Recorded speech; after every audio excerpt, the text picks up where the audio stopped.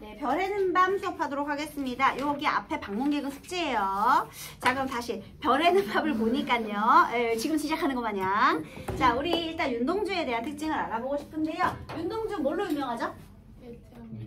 일제강점기 때 뭐 했던 사람이야? 독립운동가. 그래서 일제강점기 때 우리가 저항시인이라고 불러준 사람 딱 2명 있어요. 이육사. 이육사하고 윤동주가 있잖아요. 그런데 둘의 또 특징이 있죠. 이육사는 어떤 어조로? 남성적인 어조로 강한 의지를 표출한 반면 윤동주는 어떻게 해? 여성적인 어조로 주로 성찰의 자세를 드러내었다. 뭐 이런 것도 배웠을 거예요. 자, 이제부터 선생님 혹시 저번에 진달래꽃 하면 무슨 특징 기억하라고 그랬죠? 전통의 계승 생각하라고 했죠. 민요시 전통의 계승. 내용면에서 형식면에서 전통 계승했다. 이거 기억하라고 했잖아요. 자, 이제부터 윤동주는 무얼 기억해야 되느냐? 자아성찰.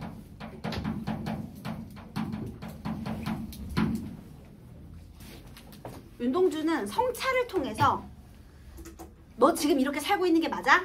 계속 성찰하는 거야. 그러면 성찰을 하면 당연히 반성을 하게 되겠죠? 그래서 그 반성을 통해서 이제 그러니까 일제강점기에 광복에 대한 생각을 드러낸 그런 저항 시인이 되겠습니다. 자, 그렇다면 이 윤동주는 왜 이렇게 자아성찰에 집착을 했느냐? 독립운동가로서요. 내가 서구의 선진사상을 배워야 우리나라에 도움이 될 거 아니겠습니까? 근데 서구의 선진사상을 배우려면 일단 유학을 가야 되는데요. 우리나라에서 유학을 가려면 일본밖에 없어요. 거의.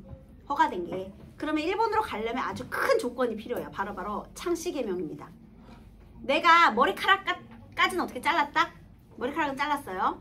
그런데 창씨개명은 이름을 낙가무로로 바꿔야 돼요. 라는 것은 우리의 성씨를 거부하고 우리의 조상을 거부하는 일인 거야. 일본식 이름을 바꾸라는 것은 단순히 이름만 바꾸는 게 아니라 나의 뿌리를 거부하라는 얘기거든요. 근데 독립운동가로서 뿌리를 거부하는 게 말이 안 되잖아. 처음에 유학 안 가려고 그랬어요. 그런데 주변에서 설득했겠지. 야, 이거는 그냥 표면적인 거야. 이름만 바꾸고 네가 가가지고 더 좋은 일을 할 수 있잖아. 해가지고 얘가 이름을 창씨개명을 하고 결국 일본 유학길에 올라요. 그리고 현타를 맞은 거야. 일본에 갔더니 가르쳐주는 게 아무것도 없어. 나는 만민 평등사상 이런 거 배우고 싶거든요. 근데 제국주의 가르치고 앉았어. 그러니까 배울 게 없어. 결국은 일본에 가서도 유학생활을 해도 좀 되게 선진사상으로 도국의 독립에 도움이 되는 일을 하고 싶었는데 할 게 별로 없는 거야. 제약이 너무 크죠. 그리고 이름은 벌써 창씨개명을 했고 그러면서 자괴감에 빠져서 계속 자아성찰을 하는 거예요. 그러고 나서 반성하고 앞으로 열심히 살아야겠다 다짐을 하게 되는 겁니다. 자, 그래서 별 해는 밤 윤동주의 특징을 어떻게 알아볼 것인지 한번 보도록 하겠습니다. 계절이 지나가는 하늘에는 계절이 지나가는 하늘. 자, 여기서 이 하늘이라는 표현이요. 계절이 지나가는 하늘이라는 표현을 썼어요. 계절은 봄, 여름, 가을, 겨울이 있잖아요, 여러분. 그러면 봄, 여름, 가을, 겨울, 즉 과거, 현재, 미래를 다 포함하고 있는 하늘의 개념. 그래서 여기에 계절이 지나가는 하늘에는 되어 있잖아요. 요 하늘은 나의 계절이 지나가는 과거, 현재, 미래가 모두 포함되어 있는 시간의 개념이다 라는 거예요.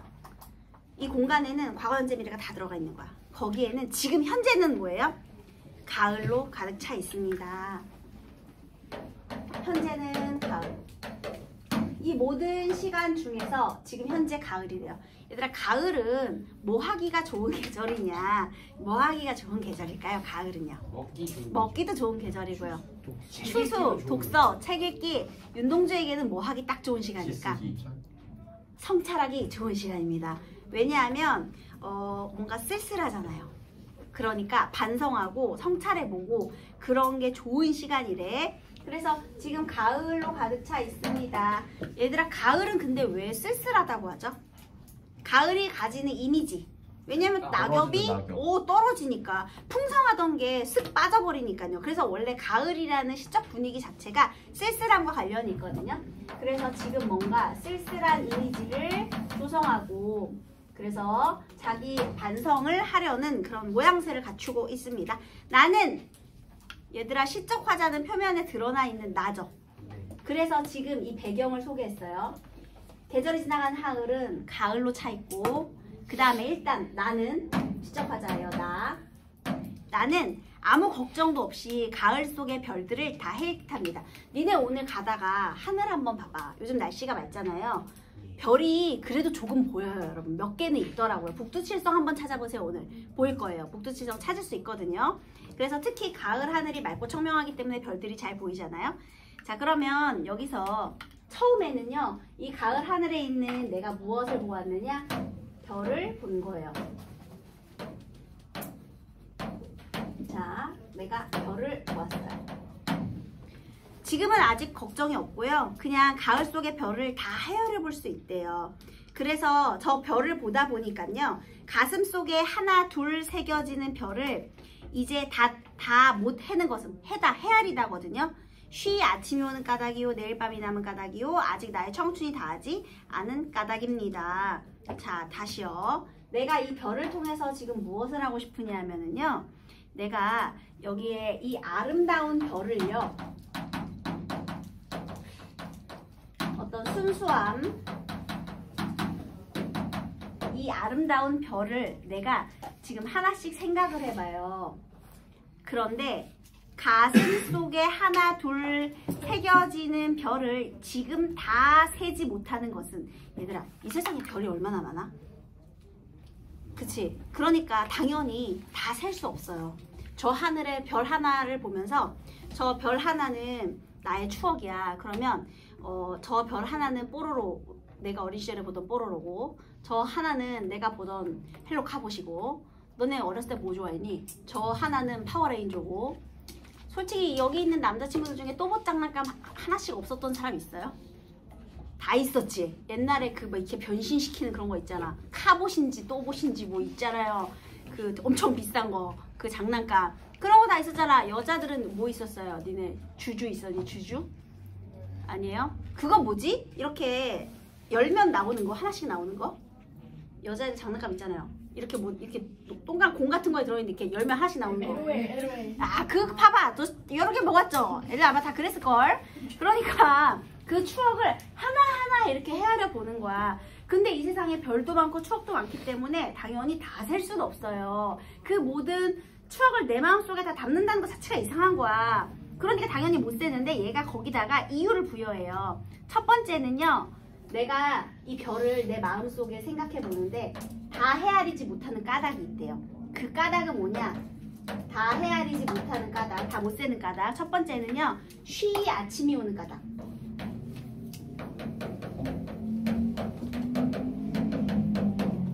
한마디로 그걸 다 생각하기에는 시간이 모자라다는 거죠. 시간이 모자라다.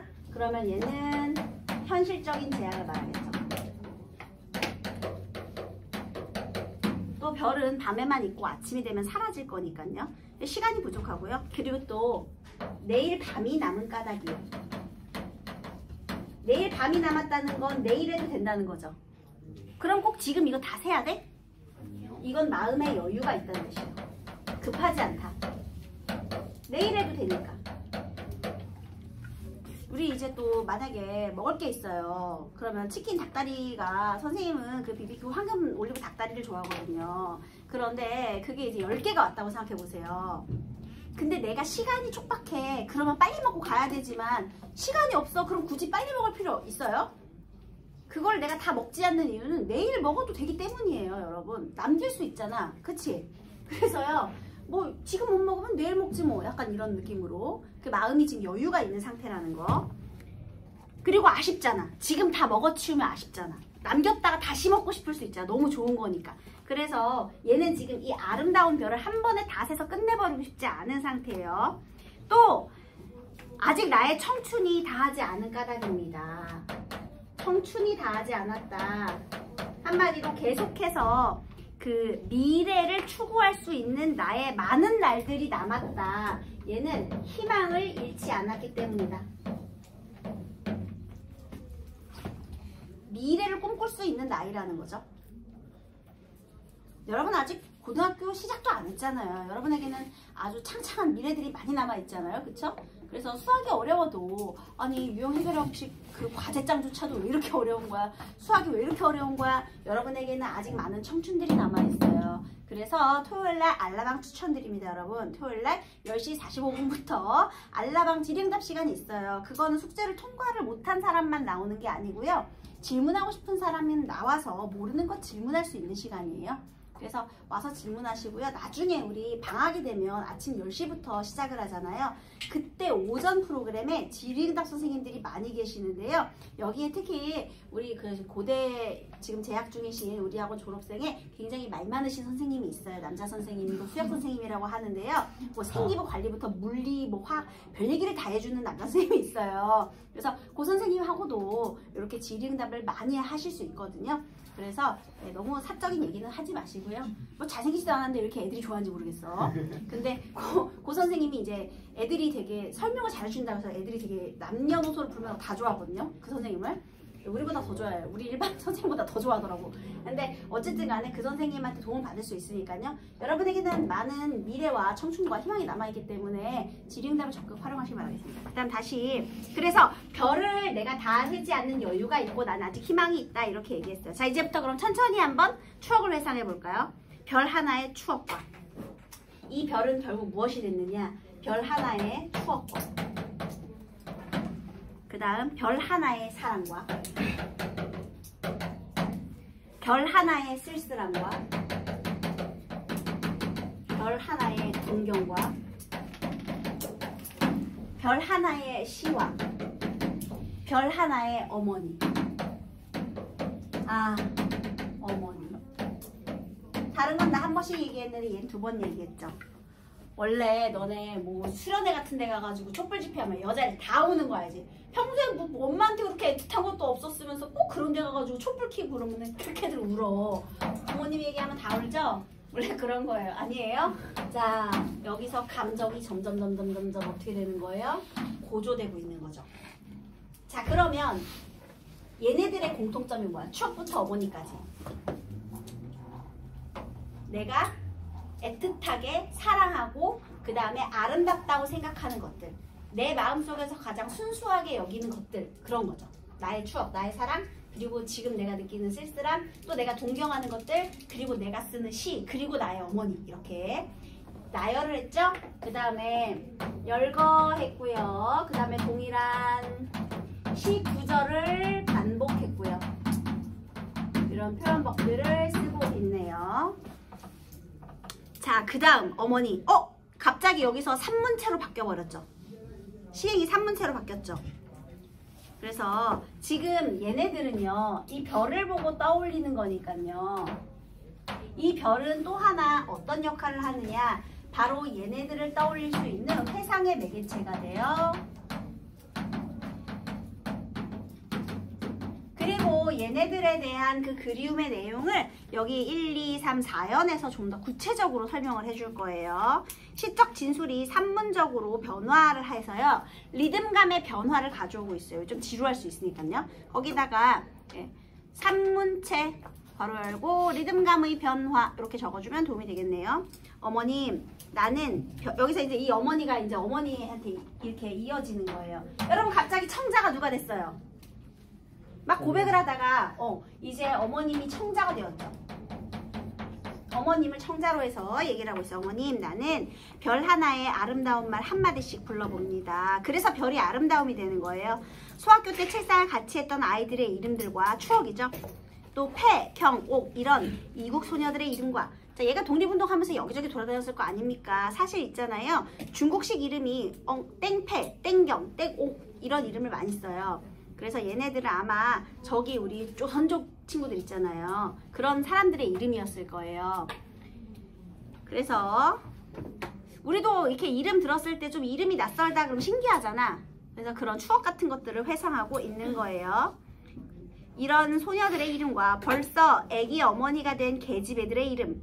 내 친구들이겠죠? 내 첫사랑의 이름일 수도 있고요. 가난한 이웃 사람들의 이름과 가난한 이웃 사람들 쓸쓸해지네요. 그쵸? 또 비둘기, 강아지, 토끼, 노새, 노루. 얘들아, 얘네들의 공통점은 뭘까? 비둘기, 강아지, 토끼, 노새, 노루. 동물들인데 어떤 공통점이 있을까?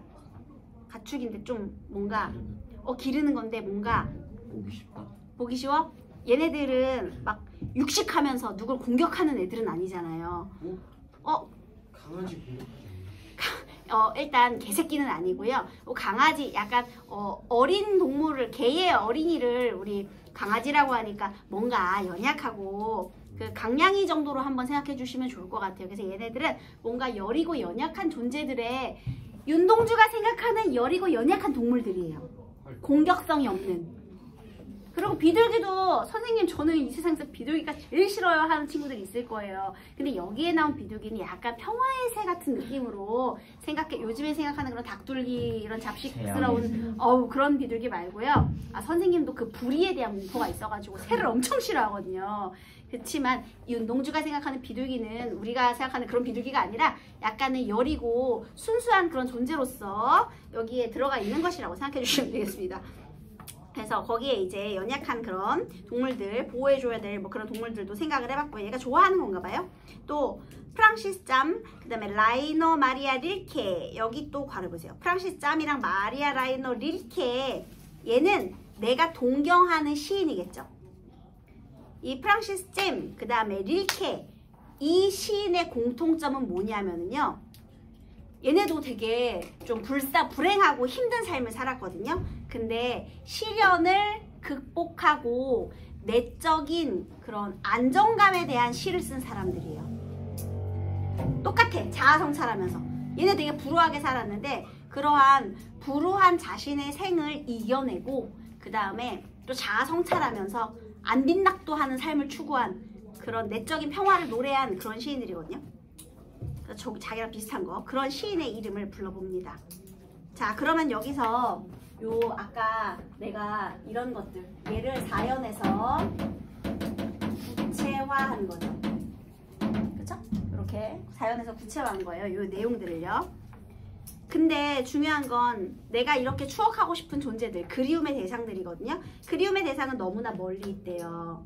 그래서 현실과의 거리감을 말하는 거죠. 그러면서 별이 아스리 까마득히 멀듯이. 자, 내 그리움의 대상 얘네들을 생각해 봤는데 얘네들은 너무나 멀리 있답니다. 별이 아스라이 멀듯이 이 추억의 대상들도 지금 나하고는 너무나 멀리 떨어져 있구나. 그러니까 내가 지금 이렇게 별을 쳐다보고 있잖아요. 근데 너무 먼 거야. 갑자기 거리감을 느꼈어요. 왜냐면 지금은 일제강점기니까요. 윤동주도 잘생겼죠. 잘생긴 걸로 유명하기도 했고. 자, 그 다음에 어머님 그리고 또 제일 멀리 있는 사람 당신은 저 멀리 북간도에 계십니다. 저기 유이민이었죠. 나는 무엇인지 그리워 이 많은 별빛이 내린 언덕 위에 내 이름자를 써보고 흙으로 덮어버렸습니다. 자, 지금 갑자기 뭔가 그리워졌어요. 그래서 여기 언덕에 이렇게 있는데요. 여기에 쓴 거야. 윤동주. 뭐 한 거예요, 여러분? 이름을 쓴 건 일단 나는 지금 어떻게 잘 살고 있나 한번 써봤는데 흙으로 덮어버렸다가 중요한 거예요. 왜 흙으로 덮었죠? 이름이 너무 부끄러워. 자, 그래서 여기에 흙으로 덮였다. 자, 그러면 다시 이름을 쓰는 행위. 이름 쓰는 행위가 바로 자아성찰이에요.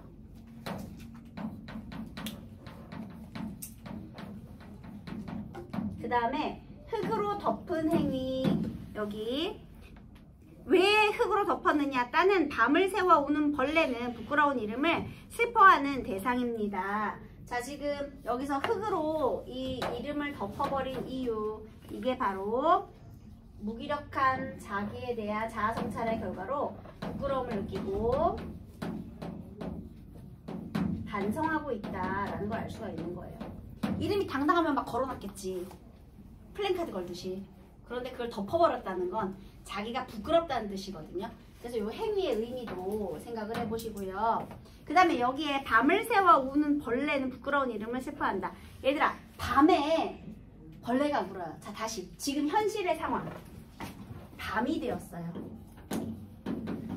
에휴, 얼마 전에 이제 서울의 밤이로 난리가 났었는데 일단 밤 상징적인 의미가 뭐예요? 암담한 시대 현실.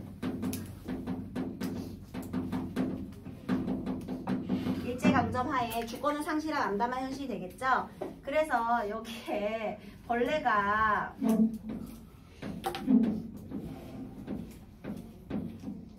이렇게 울고 있어요.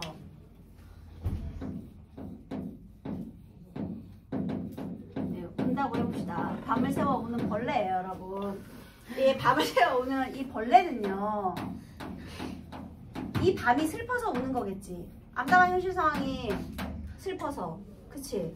그러니까 이 사실 벌레는 누구예요? 나. 부끄러운 이름을 슬퍼한다. 왜 부끄러워? 아니 그러니까 일제강점기 주권을 상실했어. 그러면 이 서울의 밤에서 뭘 해야 돼요? 주권 찾아야죠. 독립운동하고 저항하고 이렇게 뭐 의열단 들어가서 총도 쏘고 해야 되잖아. 근데 얘가 할 수 있는 건 총 같은 건 못 쏘고 시 쓰는 것밖에 못했단 말이에요. 그러니까 왜 부끄러움을 느꼈느냐? 이런 암담한 현실 상황에서 너무 무기력해. 무기력한 식민지 지식인으로서 자기의 부끄러움을 느꼈어요. 그래서요, 이 밤을 슬퍼하는 벌레처럼 부끄러워하면서 울었대요. 자, 그러면 결국 나는, 화자는 벌레네. 자, 그러면 자연물에 자신을 투영하고 있다. 동일시의 대상이다. 감정이입이다. 다 같은 말입니다. 선생님, 벌레도 자연물인가요? 네, 자연물입니다. 자연물에 자신의 감정을 투영하였다. 감정이입, 동일시의 대상 다 같은 말이에요. 제가 반성하고 울었대요. 그러나 시에서 그러나가 등장하면요, 무조건 시상이 전환되는 거예요. 겨울이 지나고. 자, 지금 아직 가을이잖아요. 그치? 가을로 가득 차 있어요. 그런데 겨울이 지나고 나의 별에도 봄이 오면, 아까 처음에 복선을 깔았잖아요. 계절이 지나가는 하늘이라고 큰 복선을 깔았죠. 지금은 가을이에요. 더한 겨울이 올 수도 있겠죠. 하지만 지금은 이렇게 쓸쓸하고 내가 부끄러움을 느끼고 이런 과정이지만, 언젠가 지금 가을에서 겨울이 오고 그리고 또 봄이 온다면, 자, 지금 가을에는 내가 뭘 했어요? 반성을 했죠. 그렇잖아요? 무기력하게 아무것도 안 하고 그냥 별이나 쳐다보고 있으니, 거리감이나 느끼고 있으니 무기력했지. 그래서 반성을 했다? 자, 그런데 겨울이 지나고 나서 더 냉혹한 현실을 지나 만약에 봄이 온다면, 자, 이 봄은 바로 어떤 계절일까요? 생명. 생명이, 만물이 소생하는, 즉 주권을 되찾은 조국의 광복이 온다면, 이 희망이 온다면, 그때 내 무덤 위에 파란 잔디가 피어나듯이 내 이름자가 묻힌 언덕 위에도 자랑처럼 풀이 무성할 겨이다. 아까 내가 언덕에다가요 이름 쓰고 지웠던 이 언덕 있죠? 이 언덕도 어떻게 되는 거야? 무덤 위에 잔디가 피어나듯이, 마치 무덤 위에도 잔디는 올라오듯이 내 아까 이름 썼던 이 흙으로 덮였던 그 윤동주 이름 묻힌 그 언덕 있죠? 이 흙으로 덮었던 거기 외에도 자랑처럼 뭐가 무성해? 네, 풀이 무성할 것이다 라는 거예요. 자, 그런데 왜 무덤 위에 잔디가 올라오듯이 라고 비유를 했을까요? 무덤은 죽음을 상징하죠. 그죠? 그런데 거기에도 잔디가 부활. 지금 우리 죽음과도 같은 암담한 현실 상황에도 잔디는 피어날 수 있다. 그러니까 지금 나는 부끄럽고 무기력한, 이렇게 아직은 흙으로 이름자를 덮는 생활을 하고 있지만, 겨울이 지나 봄이 오면 분명히 내 이름자에도 이렇게 풀이 무성할 것이다. 풀은 다시 생명력을 소생시킨다는 거잖아요. 지금 흙으로 덮었지만 결국은 풀이 무성할 것이다. 미래에 대한 무엇을 드러내는 것이에요? 희망과 의지를 드러내는 것이죠. 그래서 미래에 대한 희망을 드러내는 그런 내용입니다. 빌드업을 권하겠죠, 여러분. 처음에 계절이 지나가는 하늘부터 시작해가지고 여기부터 빌드업을 시작한 거예요. 지금은 가을이야. 그렇지만 내가 이 언덕에 이름자를 썼는데 아직은 부끄러워서 흙으로 덮었어. 흙이 많으니까 풀이 돋아나겠죠, 여러분. 결국은 내 노력으로 광복을 이끌어내겠다라는 거대한 빌드업을 한 거예요. 이해가 되셨죠? 그래서 이렇게 결국은 이 자아 성찰을 하는 내용이 되겠습니다. 아름다운 걸 생각하다가요, 결국은 이것들은 너무나 멀리 있고. 왜 멀게 됐어? 밤이니까. 일제강점기니까. 엄마는 북간도에 있어. 왜 북간도에 갔겠니? 일제강점기니까 이제 가족 공동체가 해체돼가지고 북간도까지 유해민이 되셨겠지. 그러면은 지금 이 밤에 나는 뭘 하고 있어? 벌레처럼 울기만 하고 있어. 너무 부끄러워. 슬퍼만 하고 있어. 그래서 지금 부끄럽지만 겨울 되고 봄이 온다면 그때 지금 이 흙으로 덮은 이 언덕에도 풀이 무성할 수 있도록 난 노력할 거야. 결국에는 이런 내용이 되겠습니다. 1번 윗글의 표현상의 특징으로 적절하지 않은 것은 유사한 구조의 식구의 반복. 정확하죠? 감각의 전이. 얘들아 혹시 너네 공감각적 심상 배운 적 있죠? 여기에 감각의 전이는 없어요. 다만 시각적인 이미지 이런 것들은 많죠. 뭐 풀도 그렇고. 근데 감각의 전이 없습니다. 땡. 그래서 정답은 2번. 상징적 의미를 지닌 시어를 대조했대요. 누가 봐도 무엇과 무엇이 대조가 되고 있나요? 밤과 별. 이게 대조를 이루고 있죠. 감정이 입된 자연물 뭐라고요? 벌레.